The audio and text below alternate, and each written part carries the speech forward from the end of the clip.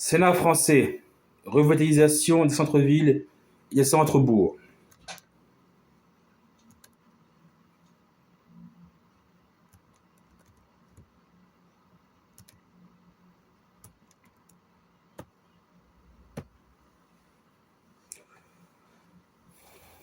Un contexte de dégradation générale est marqué de la situation de ces centres-villes et centres-bourgs. La situation du commerce centre-ville se dégrade de manière rapide et se traduit de manière objective par des taux croissants de vacances des locaux commerciaux par des rotations accélérées.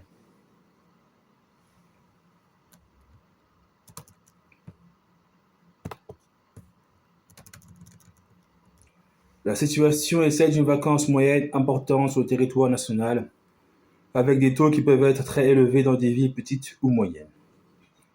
La vacance commerciale, c'est-à-dire le taux de cellules commerciales vides à un moment donné, rapporté au nombre total de cellules commerciales d'une aire donnée, atteint selon Procos en moyenne 9,5% du parc de locaux commerciaux en 2015.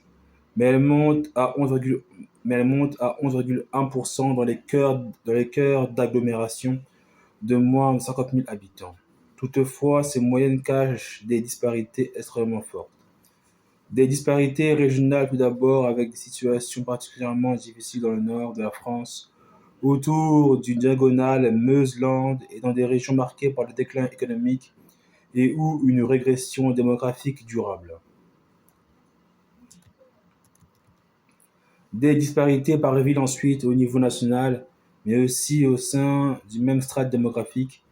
Les taux de vacances peuvent être différents, très différents. Si certaines villes parviennent à maintenir les taux inférieurs à 5%, d'autres dépassent 10, 15 voire 20%, ce qui conduit Procos à les classer par les centres-villes relégués voire déclassés.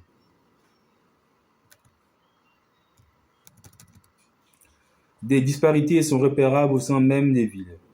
L'Institut pour la ville et le commerce distingue 4 catégories de situations. La vacance se concentre aux franges des axes marchands principaux. Elle touche et dégrade un seul axe, le plus souvent une rue marchande historique du centre-ville. Elle concerne l'ensemble de la ville, à l'exception de la principale artère commerçante. Elle affecte tout le centre-ville.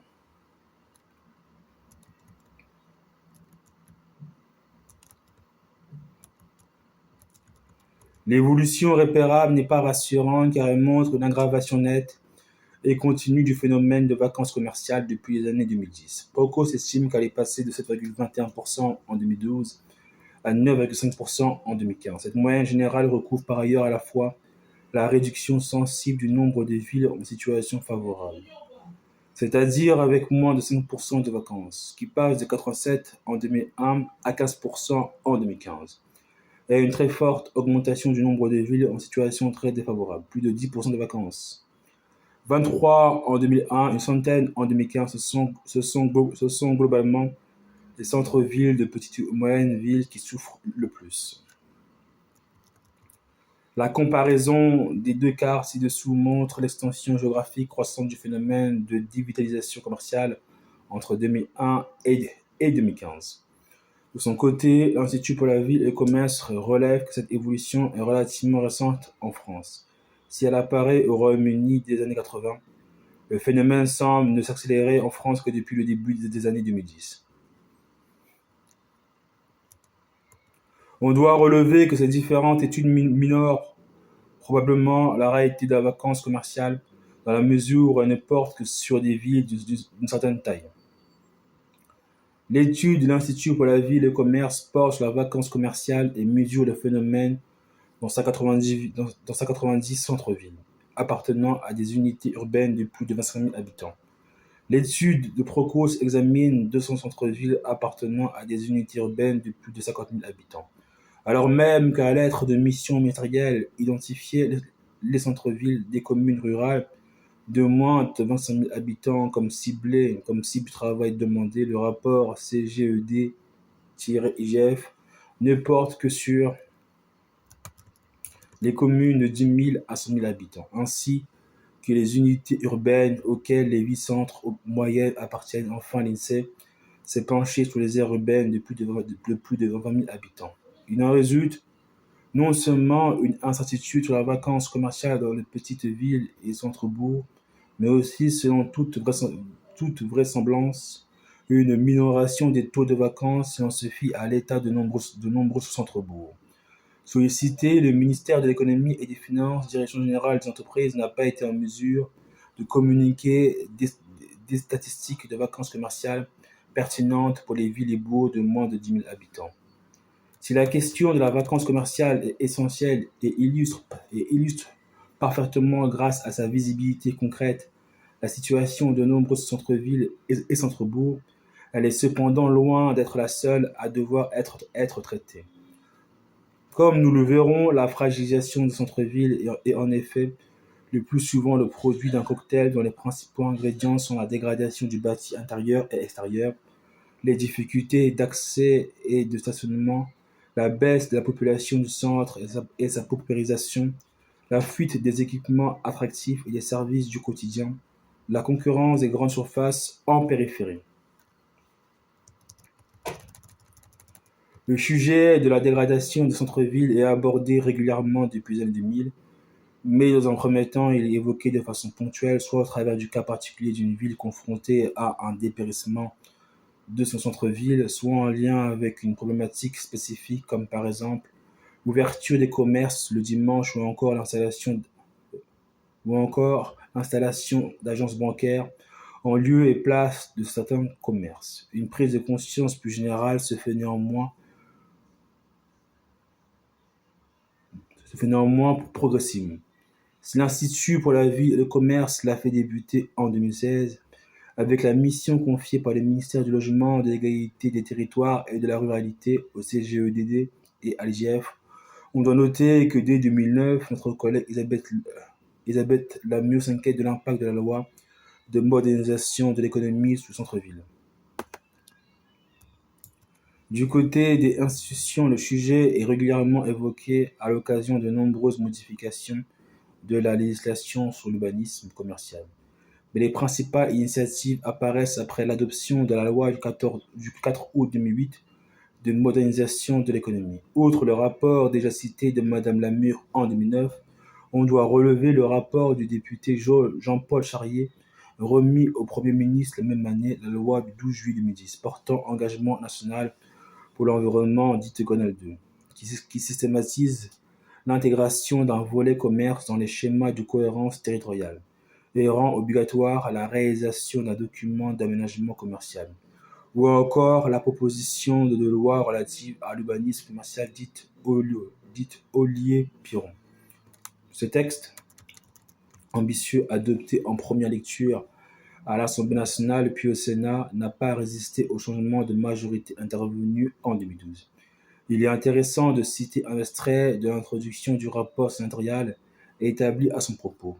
Notre incapacité collective au cours des 30 dernières années à penser de manière cohérente l'insertion du commerce sur nos territoires a produit une véritable catastrophe en termes d'aménagement du territoire et d'urbanisme. Il suffit d'observer les collectivités dont nous sommes les représentants pour constater la laideur des entrées de ville et l'organisation aberrante d'un tissu urbain morcelé en zones unifonctionnelles, qui gaspille l'espace foncier et génère des transports coûteux et polluants.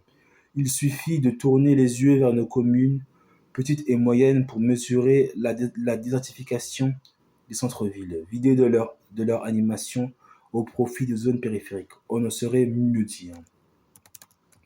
Le sujet est néanmoins repris par le nouveau gouvernement sous une réforme renouvelée en juin 2013. Le ministère du Logement et de la décentralisation des Outre-mer publie les 50 mesures du plan d'action pour le commerce et les commerçants.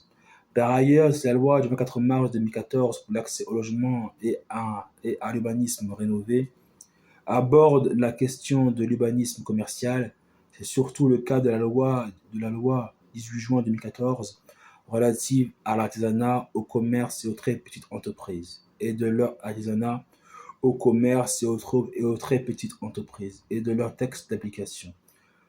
Ce dernier texte législatif opère notamment la fusion des procédures de permis de construire et d'autorisation d'exploitation commerciale. Le permis de construire ne pouvant être délivré que si la Commission nationale a émis un avis favorable, il modifie par ailleurs la composition des CEDAC et des CENAC ainsi que l'étendue de la compétence de cette dernière. Surtout, la loi Acte Peu se penche sur la situation spécifique des centres-villes en mettant en place de manière expérimentale un contrat de revitalisation artisanale commerciale (CERAC) dans des zones marquées par une disparition progressive des activités commerciales. Le CERAC permet notamment de déléguer le droit de préemption des fonds de commerce à d'autres opérateurs publics, entreprises d'économie mixte, intercommunalités, et allonge le délai dont dispose la commune pour trouver un repreneur qui passe de 2 à 3 ans en cas de mise en location-gérance. On doit toutefois relever que la problématique spécifique des centres-villes et centres-bourgs n'était pas abordée dans le projet de loi initial lui-même. Le CERAC n'y figurait d'ailleurs pas, mais a été introduit par un amendement gouvernemental en séance publique à la suite de la demande de plusieurs députés, dont le rapporteur du texte. De manière encore plus surprenante, l'étude d'impact du projet de loi semblait totalement aveugle aux difficultés de nombreuses villes en matière commerciale. Ainsi, notait-elle, après plusieurs années de désertification, les centres-villes retrouvent sous l'impulsion des enseignes un nouvel élan. À l'instar de la grande distribution, pionnière dans le lancement de concepts de centre-ville, les hard discounters et les enseignes spécialisées très traditionnellement présentes en périphérie se lancent également à la conquête des hypercentres, et ce malgré des taux d'effort souvent substantiels. Clairement, le retour vers une logique de commerce de proximité est plus que jamais à l'ordre du jour au sein des réseaux. Cela se traduit sur les artères commerçantes de centres-villes, mais aussi sous centres commerciaux de cœur de ville et les grandes agglomérations. Ceci étant, et dans un contexte de crise, il est constaté que globalement, tout converge pour que le centre-ville soit au centre des stratégies des groupes des prochaines années. Cette vision témoigne d'une réelle difficulté de la part des administrations centrales à appréhender la réalité de nos villes et bourgs. Par un étonnant détour, la question des centres-villes réapparaît cependant 6 mois après, lorsque le gouvernement lance au début de l'été 2014 un programme expérimental pour la revitalisation des centres-bourgs soutenu par le Commissariat général à l'égalité des territoires, qui a retenu 54 lauréats pour une durée de 6 ans. Quelques mois plus tard, la loi du 7 août 2015 portant une nouvelle organisation territoriale de la République, NOTRe, télescope la question du commerce en transférant aux communautés de communes et d'agglomérations, d'une part, la politique locale du commerce et le soutien aux activités commerciales d'intérêt communautaire, et d'autre part, la compétence de création, aménagement, entretien et gestion de zones d'activité industrielle, commerciale, tertiaire, artisanale, touristique. Ce transfert résulte d'amendements adoptés à l'Assemblée nationale à l'initiative de la Commission des affaires économiques et visait précisément à faciliter la mise en œuvre de politiques de soutien au commerce de centre-ville. Le comité interministériel aux ruralités qui se tient à Vesoul le 15 septembre 2015 montre une nouvelle sensibilité de l'État à la question de la revitalisation. Il comporte un chapitre intitulé « Renforcer les bourgs-centres et les villes moyennes qui animent la ruralité ». Rappelle l'existence du programme expérimental pour la revitalisation des centres-bourgs ainsi que le rôle des volets territoriaux des contrats de plan État-région en la matière et annonce une mesure nouvelle consistant à mobiliser 300 millions d'euros du Fonds de soutien à l'investissement local pour accompagner le développement des bourgs-centres et villes de moins de 50 000 habitants. En février 2016, la ministre du Logement, de l'Égalité des territoires et de la ruralité, la secrétaire d'État chargée du commerce, de l'artisanat, de la consommation et de l'économie sociale et solidaire ont demandé à l'Inspection générale des finances et au Conseil général de l'environnement, du développement durable de réaliser une mission sur la revitalisation des commerces en centre-ville. Cette mission a publié son rapport à l'été 2016. À la suite de ce rapport, des assises pour la revitalisation économique et commerciale des centres-villes se sont tenues fin février 2017 à l'initiative de l'État. Elles ont rassemblé des élus locaux, des représentants d'agences et d'établissements publics, d'administration centrale, de commerce, de proximité, de chambres consulaires, de managers de centre-ville, d'aménageurs, etc. Le cœur des assises a été le partage d'expériences et de bonnes pratiques autour de deux thèmes: les nouvelles stratégies de développement des vies moyennes et les acteurs et mesures mobilisables pour revitaliser les vies moyennes. Ces assises ont par ailleurs débouché sur les annonces suivantes: mise en ligne d'un portail internet Cœur de ville, piloté par la Direction générale des entreprises du ministère de l'économie et des finances, orientation prioritaire en 2017 de l'appel à projets du fonds d'intervention pour les services, l'artisanat et le commerce, dont les moyens sont cependant notoirement insuffisants sous la centralité commerciale, dégradée des villes connaissant un fort taux de vacances, fléchage d'une enveloppe d'1 million d'euros pour soutenir les opérations collectives de revitalisation commerciale qui font appel à une ingénierie de projets porteurs de partenariats innovants entre acteurs publics et privés, et mettant en œuvre une démarche structurée de développement du management de centre-ville. Transmission au préfet d'une instruction pour les inviter à davantage de vigilance sur le fonctionnement des CEDAC et leur rappeler les enjeux liés à l'équilibre du commerce. On notera enfin que notre ancien collègue Yves Dauge a remis le 1er février 2007 au Premier ministre son rapport en faveur des nouveaux espaces protégés.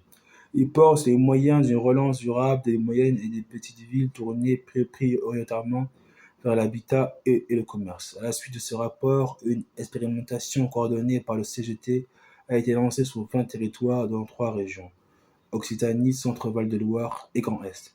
Ces objectifs sont d'identifier précisément les obstacles rencontrés par ces villes, de les encourager à élaborer des projets transversaux de revitalisation, de les accompagner par une mobilisation accrue des moyens d'ingénierie et d'améliorer les synergies entre différents dispositifs d'intervention. Le Sénat s'est préoccupé à plusieurs reprises de la situation des centres-villes et centres-bourgs, notamment au travers de questions écrites ou orales, ou de rapports d'information. Toutefois, ces travaux n'étaient généralement pas centrés sur ce sujet, mais intervenaient dans le cadre de l'analyse de thèmes plus larges ou connexes. Sans souci d'exhaustivité, on peut citer par exemple les rapports de nos collègues René Nicou et Gérard Bally sur l'avenir des campagnes en janvier 2013, Edmond Hervé sur les politiques temporelles des collectivités territoriales en mai 2014.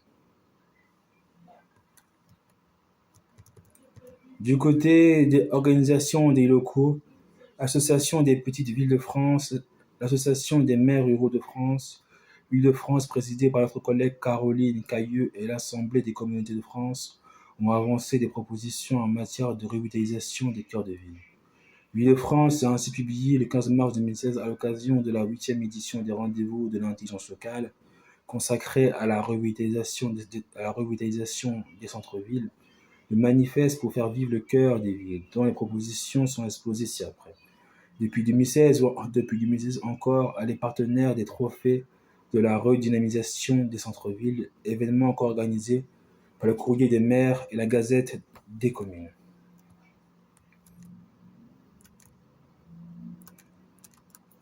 De son côté, la PVF suit la question depuis plusieurs années et a par exemple organisé un atelier commerce de proximité lors des assises des petites villes de France tenues à Paimpol en juin 2015. En juin 2017, elle a organisé la rencontre régionale des petites villes de Bretagne sur le thème Le maire et les élus face à la redynamisation commerciale des petites villes, comment agir.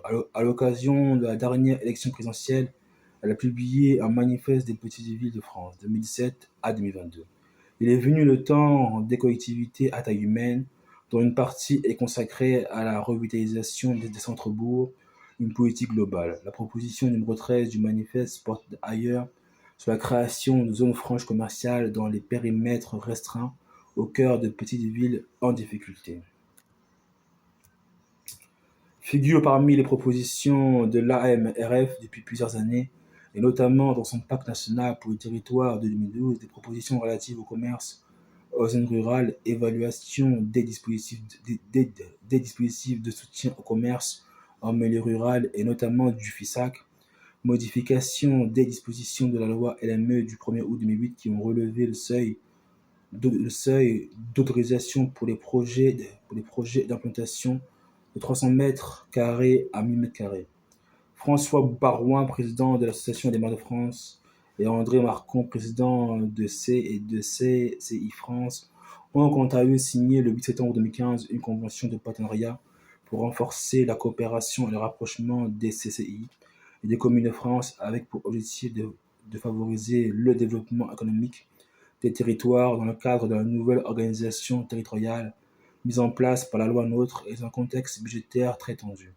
Elle comporte notamment des stipulations dans les domaines de l'animation du territoire, de la sécurisation des commerces et de l'accompagnement des entreprises. L'ADCF a mené de nombreuses réflexions sur le rapport entre commerce et territoire. Elle a notamment organisé avec l'Institut pour la ville et le commerce un colloque sur ce thème en septembre 2016. On notera enfin le rôle spécifique joué par l'association Centre-Ville en mouvement, créée en 2005 par des élus locaux, des parlementaires, des représentants des corps d'État, des chambres consulaires et des chercheurs. Cette association vise à soutenir ses membres dans leurs projets d'innovation et de redynamisation des centres-villes. Centre-Ville en mouvement organisé chaque année des Assises nationales du centre-ville, dont la 12e édition s'est tenue à Orléans les 29 et 30 juin dernier. Une des difficultés s'agissant de la question de la désertification et de la paupérisation des centres-villes est de faire la part entre une perception visuelle et une réalité générale objective. En d'autres termes, alors que certains évoquaient une renaissance des centres-villes, Procos ou l'Institut pour la ville, le commerce avançait des chiffres inquiétants et convergents depuis plusieurs années, mais il manquait une objectivisation du phénomène par la sphère publique. C'est chose faite, en particulier pour la dimension commerciale de cette fragilisation. Une bonne partie du rapport CGEDD-IGF porte en effet sur l'appréhension statistique de la dévitalisation des commerces de centre-ville.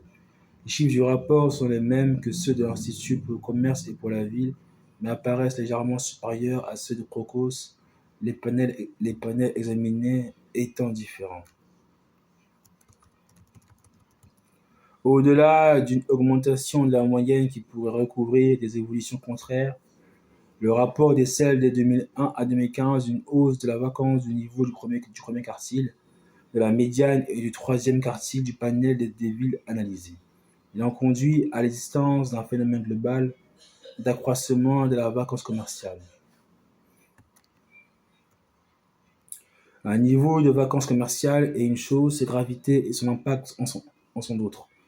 Par convention, Procos établit l'échelle de gravité suivante. En des cas de 5%, niveau faible, la vacance est de nature conjoncturelle et s'explique principalement en raison des frictions entre l'offre et la demande en locaux commerciaux dus par exemple à des retards de commercialisation ou à des travaux d'aménagement.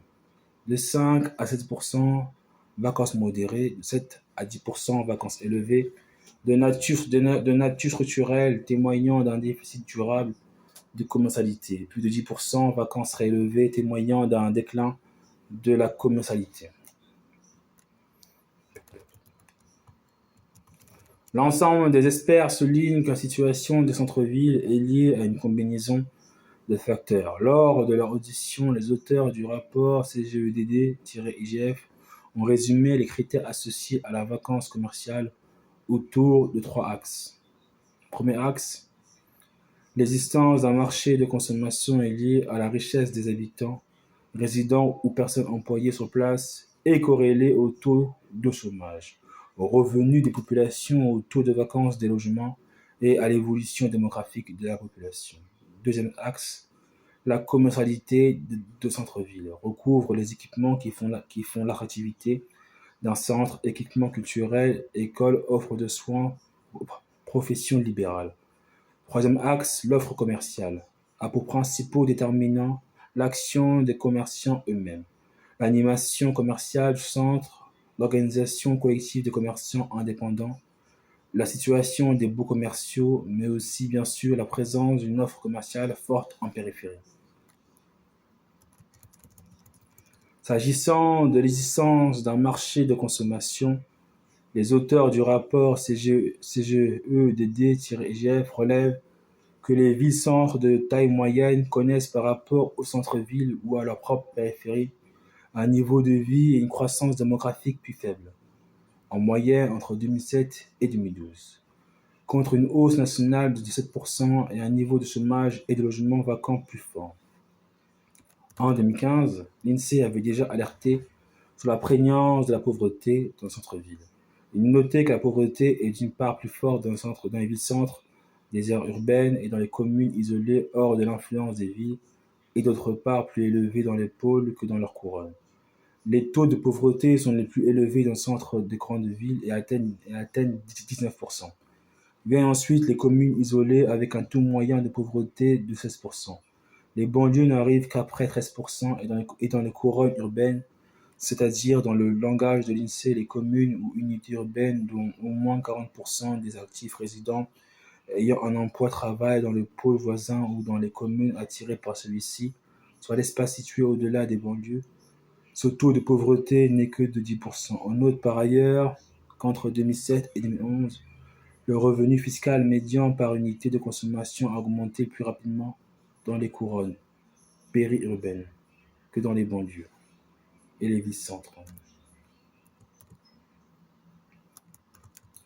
Ces éléments laissent penser qu'une politique de revitalisation de centre-ville passe aussi par un renouveau du bâti visant à augmenter la population vivant au centre et à l'hypercentre, ainsi que le niveau de vie moyen de ses habitants. En ce qui concerne la commercialité de ce centre-ville, les constats sont que la fuite des équipements et services hors du centre-ville détourne logiquement les consommateurs et les habitants de ce centre. C'est particulièrement vrai pour l'offre de soins, médecins et pharmaciens, mais aussi notable pour les professions libérales, notaires, avocats. Or, on constate globalement une raréfaction de ces services en centre-ville, comme le montre le tableau ci-après. Le niveau des loyers commerciaux et l'accessibilité du centre-ville, comme la présence de stationnements en nombre suffisant, sont aussi des éléments à prendre en compte. Enfin, l'offre commerciale est un critère essentiel. La fragilisation et la raréfaction des commerces de centre-ville fait entrer ceux-ci dans un cercle vicieux. Mais il en va de même de l'implantation de certains commerces qui brisent les parcours de chalandise, comme un trop grand nombre d'agences bancaires ou immobilières, de salons de coiffure ou de magasins d'optique, ou a fortiori de mauvais commerces souvent à tendance communautaire ou ethnique, qui provoquent la chute du chiffre d'affaires des voisins et de ce fait leur volonté de quitter les lieux. La construction de supermarchés, d'hypermarchés, voire de galeries marchandes en périphérie peut aussi bien sûr déstabiliser un centre-ville. Au niveau macroéconomique, l'Institut pour la vie et le commerce fait valoir une statistique qui en dit long. Entre 1994 et 2009, la superficie consacrée au commerce tirée par la grande distribution a progressé de 60%. Dans le même temps, la dépense de consommation finale des ménages en volume n'a augmenté que de 38%. Par ailleurs, la surface commerciale moyenne progresse plus vite que pour les villes moyennes, que pour les grandes villes, entre 2012 et 2013. Si l'on revient à l'échelle microéconomique, on relèvera toutefois que l'implantation d'une grande surface n'est toujours pas un handicap pour centre-ville, à la condition qu'elle puisse jouer le rôle de locomotive pour le commerce d'hypercentre.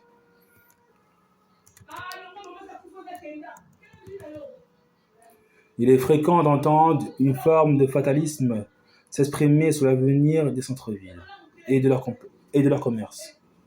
Selon les cas sont convoqués pour le justifier.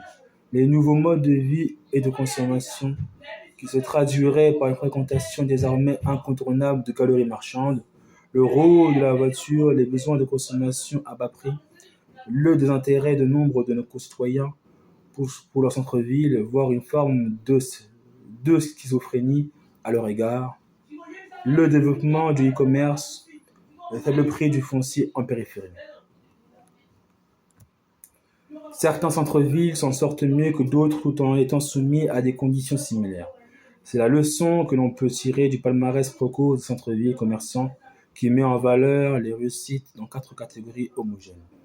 Les grandes agglomérations généralement résilientes, les grandes villes moyennes souvent fragilisées, les petites villes moyennes qui apparaissent fréquemment en danger. Les villes touristiques habituellement préservées dans ces 4 catégories, y compris celles des petites villes moyennes en danger, Procos identifie des villes qui parviennent à préserver leur dynamisme dans un contexte difficile en 2007. Le palmarès distingue ainsi dans ces catégories Saint-Lô, Lons-le-Saunier, Bastia, Gap et Bayeux. Par ailleurs, lorsqu'ils sont interrogés sur le sujet, les Français marquent sans ambiguïté leur attachement au centre-ville. À cet égard, le baromètre annuel du centre-ville et des commerces réalisé depuis 2016 par l'Institut CSA pour l'association de ville en mouvement et que Chanel, à l'occasion des assises du centre-ville, donne des éclairages importants. Ainsi, une large majorité des interrogés, 59%, se déclarent attachés au centre-ville. Contrairement aux idées reçues, les jeunes sont encore plus attachés au centre que le reste de la population puisque c'est le cas de 55% des 18 à 24 ans. Le centre-ville est d'abord un lieu de rendez-vous personnel, médecin, coiffeur, mais il demeure l'endroit où effectuer des achats pour plus de 43% des personnes interrogées. Il est à noter que cette proportion décroît, ce qui peut illustrer la perte d'attractivité commerciale des centres. Les centres-villes sont aussi appréciés pour flâner, se promener dans la rue, ce qui souligne l'importance d'un bâti de qualité ainsi que pour se retrouver dans des lieux conviviaux. Cette proportion est beaucoup plus importante chez les 18 à 24 ans. Le baromètre identifie plusieurs leviers d'attractivité. La facilité d'accès, la présence de nombreux lieux de convivialité, l'animation d'une offre commerciale qui permet de consommer plus local et plus responsable. À l'inverse, le stationnement cher et rare, de choix limité de commerce est un accès compliqué sans un sérieux handicap. Surtout, le baromètre permet de comprendre que les attentes sont désormais différentes selon les catégories d'âge et selon les tailles de ville. Par exemple, si l'ouverture en semaine à l'heure du déjeuner ou le stationnement sont particulièrement importants pour les habitants des villes de moins de 50 000 habitants, les animations commerciales et la présence de grandes enseignes spécialisées sont davantage appréciées par les habitants des villes de 50 000 à 100 habitants.